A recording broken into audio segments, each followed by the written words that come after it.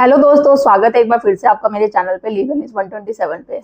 जी हाँ दोस्तों, आपने सही पढ़ा। इंट्री मेंटेनेंस भी नहीं लगने देना है, मतलब पत्नी को इंट्री मेंटेनेंस भी नहीं लगने देना ही नहीं है। क्यों? क्योंकि झूठा केस कर रखा है, और झूठा केस कर रखा है पत्नी ने, तो जाहिर सी बात है गलती भी बहुत सारी की रखी होगी।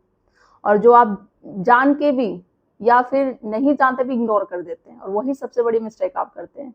क्यों इंट्री मेंटेनेंस लगने देना? मेंटेनेंस की तो छोड़ो, और मैंने जो साथ साथ होता है ना कि इंट्री मेंटेनेंस केस लगते ही तुरंत 125 का फाइल किया सेक्शन, और तुरंत इंट्री मेंटेनेंस की एप्लीकेशन डाल दी। नहीं लगने देना है। झूठा केस है, गलती करी है, बहुत सारी गलती करी है, दो सबसे बड़ी गलती करी है जिसमें कि आप चाह के भी आपको पता रहता है बट आप इग्नोर मार देते हैं। तो इसी आज की वीडियो का यही टॉपिक है, इसी टॉपिक पे बात करूंगी मैं। चैनल पे आप मेरे नए जुड़े हैं तो चैनल को लाइक करना, शेयर करना, सब्सक्राइब करना बिल्कुल मत भूलिए। साथ ही बेल आइकन दबा दीजिए ताकि आपको टाइम टाइम से मेरे वीडियो की नोटिफिकेशन सबसे पहले मिलती रहे। ज़्यादा लोगों तक शेयर करिए ताकि और भी लोग हैं आपकी जैसे जो सेम सिचुएशन से गुजरते हैं, उनको भी ये शेयर करेंगे वीडियो तो उनको भी कुछ हेल्प मिल पाएगी। देखो, मोटिव क्या है ना कि पति को जैसा समझाया जाता है क्योंकि झूठे केसों में फंसाया गया, झूठा केस है तो भी इंट्री मेंटेनेंस में नहीं लगने देना। भाई सिंपल सी बात है, झूठा केस है तो क्यों मेंटेनेंस दिया जाए? अब माहौल ऐसा बनाया जाता है ना कि आप अपने आप को ना अपराधी समझने लग जाते हैं कि पत्नी ने झूठा केस किया है, आप कुछ किसी के खिलाफ आवाज नहीं उठाओगे, पुलिस के खिलाफ जाके बोल नहीं सकते, पत्नी के खिलाफ बोल नहीं सकते कि वो और केस कर देगी, और कोर्ट वहां पे जाके कौन बोलेगा। तो इसी तरीके से आपको पूरा एक होता है ना, मिसलीडिंग की जाती है। तो उस तरीके से तो विरोध करना चाहते ही नहीं हूँ। न्याय है, जो कानून है उसको समझना चाहते ही नहीं हो। किस तरीके से भी काम हो सकता है। आपने एक माइंड में अपना एक थॉट बना लिया कि नहीं, पत्नी कोर्ट गई है, उसने केस किया है तो मेंटेनेंस देना ही पड़ेगा चाहे कुछ भी हो जाए। ऐसा नहीं है, वो टाला भी जा सकता है। झूठा केस किया है, झूठे केस में मेंटेनेंस आ रही है तो गलती करी है उसने, और उस गलती को ही आपको पकड़ना है। अब क्या है मैं बता देती हूँ आपको। जो बीवी दो गलती करती है ना सबसे बड़ी, एक तो जब भी 125 में जब केस किया, ठीक है, सीआरपीसी में या 144 बीएनएस में, मोस्टली पत्नी क्या होती है, एफिडेविट नहीं लगाती है। एफिडेविट नहीं लगाएगी और साथ ही साथ उसी में इंट्री मेंटेनेंस की एप्लीकेशन लगा देगी। अब आपने रजनीश वैश नेहा का तो पढ़ा ही होगा, जजमेंट पढ़ा है या नहीं वो जरूर बताइएगा, या फिर पढ़ा होगा तो ध्यान से पढ़ा नहीं होगा। उसमें 3 पेजों का है वो टोटल, एनेक्चर 1, 2, 3 करके, उनको भी फॉलो करना पड़ता है। बट होता क्या है, जो एक फैक्ट बात बताऊं, मैजिस्ट्रेट और पत्नी को दोनों को ही फॉलो करना पड़ता है ये चीज। अब मोस्टली पत्नियां क्या होती है, एफिडेविट नहीं लगाती है 125 में सीआरपीसी केस करते हुए। और सेकंड, अगर लगा भी दिया तो आपको पता है कि उसमें कितना सच है कितना झूठ है। तो वही चीजें पकड़नी है। अब आप इसमें बोलेंगे इसमें इसमें नया क्या है?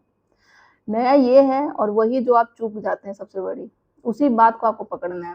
जब आपको पता है कि पत्नी ने एफिडेविट नहीं लगाया है, ठीक है, और रजनीश वैश नेहा, ठीक है, और मजिस्ट्रेट साहब क्या करते हैं कि वो जो एनेक्चर होते हैं 1, 2, 3 को फॉलो नहीं करते, वो अपने हिसाब से ही मॉडिफाइड कर देते हैं।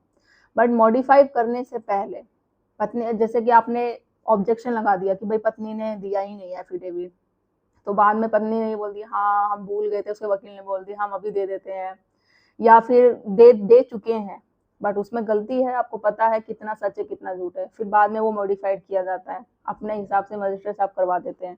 बट यही गलती है, कोर्ट ऑफ कंटेंट यही जाता है, क्योंकि सुप्रीम कोर्ट ने साफ गाइडलाइंस है सुप्रीम कोर्ट की, रजनीश वैश नेहा का जब भी जजमेंट आया था कि वो हिसाब से रजनीश वैश नेहा के हिसाब से ही, जजमेंट के हिसाब से सारे कोर्ट फॉलो करेंगे, लोअर कोर्ट से लेके पूरा ऊपर तक फॉलो करेंगे। बट मजिस्ट्रेट साहब आजकल क्या करते हैं कि भाई अपने हिसाब से मॉडिफाइड कर देते हैं, सूचना भी नहीं देते। बट सूचना देना बहुत ज्यादा जरूरी है। अब जब यही गलती जब मजिस्ट्रेट और पत्नी दोनों चीजों को फॉलो नहीं करते हैं, ठीक है, एनेक्चर 1, 2, 3 के हिसाब से फॉलो नहीं करते, तो इन दोनों पे केस किया जा सकता है। फिलहाल अभी हम बात कर रहे हैं झूठी पत्नी की, कि आपकी पत्नी पे क्या। तो इसमें आप अपनी पत्नी के, जब आपको पता चल जाता है कि भाई उसने नहीं दिया एफिडेविट, आप ऑब्जेक्शन लगाओ, और दिया है तो झूठी बातें हैं उसमें सारी लिखी हुई, नहीं दिया तो उसमें आप 192, 193, 200 और 209 ये धाराएं आप कंप्लेन करके उन पे केस कर सकते हो अपनी वाइफ पे। सेकंड, जब आपने पता है कि उसने लगा रखा है बट सारी बातें झूठे हैं, कुछ डॉक्यूमेंट गलत है, बैंक स्टेटमेंट छुपाई गई है, या सैलरी छुपाई गई है, अपनी एजुकेशन की चीजें छुपाई गई है, तो वो साफ इनकम जो एफिडेविट निस्बत नेहा का है, अगर आपको मौका मिले तो कभी ध्यान से पढ़िएगा जजमेंट। तो उसमें मेंशन है कि जो भी उसमें धारा मेंशन है, दोनों पार्टी अगर कोई भी झूठ पकड़ा हुआ नजर आ जाता है तो जो धारा मेंशन है उसमें उसको उसके अकॉर्डिंग सजा दी जाएगी या कंपनसेशन दिया जाएगा। तो आपको पता चलता है कि पत्नी ने सारी झूठ बात बोली है, कोई भी आप झूठ पकड़ लेते हो और उसका आपके पास प्रूव है, तो आप एक अलग से उसका 340 का भी केस कर सकते हो। बात रही, देखो अपनी मर्जी से मजिस्ट्रेट साहब ये सारी गलतियां कर देते हैं, अपने हिसाब से चेंज करना, मॉडिफाइड कर देना, सूचना नहीं देना, बल्कि दोनों पार्टी को सूचना देनी होती है। तो ऐसा है, तो यही सबसे बड़ा मुद्दा है, यही कोर्ट ऑफ कंटेम्प्ट किया जाता है। भाई सुप्रीम कोर्ट की गाइडलाइंस है तो उसके अकॉर्डिंग चलना चाहिए, उसके अकॉर्डिंग काम करना चाहिए, इसी बात पे आपको अड़ जाना है और इसके अकॉर्डिंग ही फिलहाल मजिस्ट्रेट साहब को तो छोड़ो, आप अपनी बीवी पे उस पर कंप्लेंट जो मैंने धाराएं बताई है उस प्लस आपका 340 का केस कर सकते हो। इसके अलावा 482 में जाने से पहले, सच बताऊं, जैसे आप होता है ना क्वेश कराने के लिए केस पहुंच जाते हैं, जब ये आप करेंगे ना इस केस पे कोर्ट ऑफ कंटेम्प्ट वाले पे, ये धारा है, ये सेक्शन लगाएंगे, तो जो इंटरिम का उसने एप्लीकेशन दी होगी ना वो खारिज हो जाएगी आपकी, कि भाई ये चीज है। 482 में क्वेश कराने से पहले ये आप 2 केस करिए, देखना अगर इंटरिम, अगर आपका केस अभी चालू हुआ है और पत्नी ने एप्लीकेशन दी है तो नहीं लगेगा इंटरिम मेंटेनेंस, और अगर उसने ले भी लिया है ना तो आइंदा से नहीं ले पाएगी और उसकी रिकवरी भी हो सकती है अगर ले रखा है तो, क्योंकि आप साबित कर दोगे सारी चीजें हैं, तो वो धरा का धरा जो उसकी सारी चीजें सपने हैं ना, सब कुछ है कि आपसे लेना, आपको झूठे केस में फंसाना, तुरंत जाते ही, कि वकील भी यही एडवाइस देता है कि हाँ मैडम ठीक है, आपको तो अगले महीने से ही मेंटेनेंस चालू करवा देंगे, आप ये करा देंगे, वो करा देंगे, डरने की कोई जरूरत नहीं है, कोई किसी सबूत की कोई जरूरत नहीं है, देखना कैसे दिलाएंगे। और झूठा फूटा वो बोला जाता है कि पति तो सालाना उसकी इनकम 5 लाख है, 10 लाख है, उसके नाम से प्रॉपर्टी है, ये है वो है, और फैक्ट बात ये है कि भाई पति के नाम से तो कोई प्रॉपर्टी नहीं है, भले वो महीने की 10,000 रुपये कमाता है और मेंटेनेंस बाज दिया है भाई 20,000 का, तो कहाँ से देगा। तो ये आप प्रूफ दोगे ना, दिखाओगे आप कोर्ट में सबूत,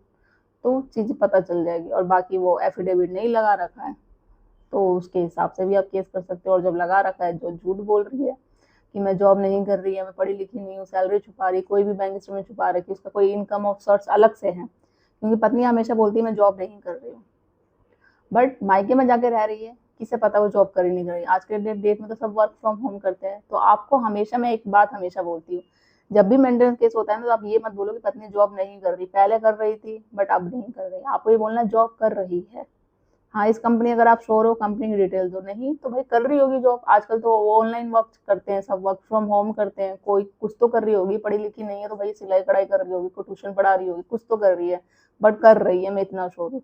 क्योंकि जब वो इतने सारे झूठ बोल सकती है पैसे पाने के लिए, आपको सबक सिखाने के लिए, नीचा दिखाने के लिए, तो आप अपने पैसे बचाने के लिए और सही साबित होने के लिए ये तो बोल ही सकते हैं ना, क्योंकि ये हक है। चीजों से भागना नहीं, चीजों से लड़ना सीखो। अपराध नहीं हो आप, अपने आप को अपराधी मत बनाओ। लोग क्या बोलते हैं, क्या नहीं, क्या होगा क्या नहीं, उस चीज को अपने आप पे हावी मत होने दो।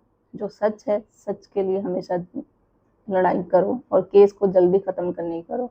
बहुत सारे कानून है, बहुत सारी धाराएं हैं, बहुत सारे सेक्शन आपके पास भी है, उन सभी पतियों के पास है जो बिना किसी रीजन के झूठे केस में फंसे हैं, जो मेंटेनेंस देने से बचना चाहते हैं। ऐसी गाइडलाइंस भी है, जजमेंट भी है, और वीडियो तो आप देखते ही हैं सबके, सोशल जितना भी अभी साइट पे आप देखेंगे, यूट्यूब पे देखेंगे, सभी इसी तरीके से। तो जो चीजें हम बता रहे हैं वो लीगल है एकदम, बिल्कुल प्रैक्टिकल चीजें। इस कर को देखिए, एक ही बात को पकड़ लो आप, देखना जीत होगी नहीं। इंटरिम छोड़ो, इंटरिम का ई और आई भी कुछ भी नहीं मिलेगा उसको। तो आशा करती हूँ आपको वीडियो पसंद आई होगी। कुछ क्वेरी है, कुछ पूछना चाहते हैं, देखो फुल डिटेल तो सीजे में आपको खुल के नहीं बता सकती हूँ, क्या चीज़ें क्या नहीं, किस तरीके से रोकना है, जितना हो सकता है, क्योंकि आपको पता है यूट्यूब की कुछ गाइडलाइंस होती, कुछ है तो उसके अकॉर्डिंग चलना पड़ता है। कोई केस में आपको हेल्प चाहिए, कुछ भी चाहिए, तो प्लीज़ आप कॉल पे बात करो, कॉल पे आपको प्रॉपर एडवाइस की जाएगी। और अगर आप सेम दिल्ली लोकेशन से हो तो आप फेस टू फेस भी आके मिल सकते हैं अपॉइंटमेंट बुक करके। तो ज़्यादा से ज़्यादा लोगों तक शेयर कर दीजिए वीडियो, चैनल को सब्सक्राइब करना बिल्कुल ना भूलिए। जल्दी मिलती मैं कैसे इन्फॉर्मेटिव वीडियो के साथ, तब तक के लिए थैंक यू।